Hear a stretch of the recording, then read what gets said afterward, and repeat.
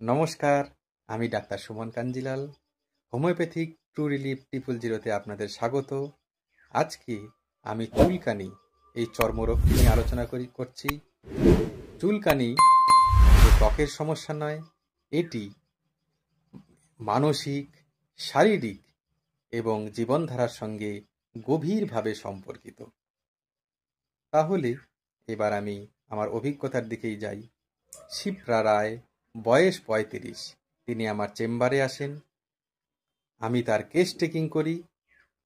ত্বক শুষ্ক, রুক্ষ, প্রচণ্ড চুলকানি, ফেটে যাওয়া, র্যাশযুক্ত, লাল এবং ফুসকুড়ি।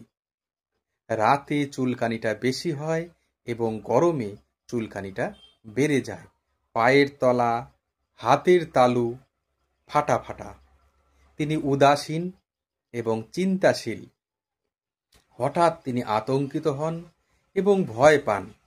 তিনি যে খাবারগুলি পছন্দ করেন সেগুলি হলো মিষ্টি, চর্বিযুক্ত এবং হালকা মশলাযুক্ত খাবার বেশি পছন্দ করেন।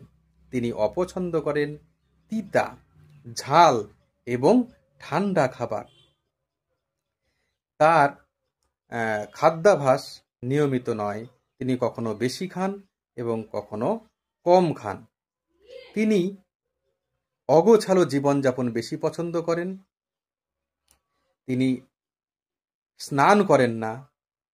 একটু ঠান্ডা পড়লেই তিনি আর স্নান করবেন না। নিজের স্বাস্থ্য ও ত্বকের সমস্যা নিয়ে তিনি উদাসীন থাকেন, কম যত্ন করেন। এটি হলো রোগীর কেস টেকিং করে আমি জানতে পারি। তো যাই হোক, যে ওষুধগুলি এই লক্ষণ অনুযায়ী আমি ব্যবহার করি সেগুলি হলো 1 নম্বর, 4টি ওষুধ আমি ব্যবহার করি। এই 4টির মধ্যে একটি হলো সালফার 30। তাকে 7 দিনের ব্যবস্থা করি। 7 দিন সকাল করে খাওয়ার 1 ঘন্টা আগে। 7 দিন খাওয়ার পর 7 দিন ওষুধ বন্ধ রাখি। চুলকানি 20% কমে, পুরোপুরিভাবে সারে না। কিছুটা তিনি ভালো অনুভব করেন, কিন্তু পুরোপুরি নয়। এরপর তার লক্ষণ বিচার করে আমি তাকে রাস্টক্স 200-র ব্যবস্থা করি। রাস্টক্স 200 ওই রকমভাবেই 7 দিন সকালে ব্যবহার করি খাওয়ার 1 ঘন্টা আগে। তিনি খেয়ে প্রায় 90% চুলকানি সেরে যায়। তার 90% চুলকানি সেরে যায়। এরপর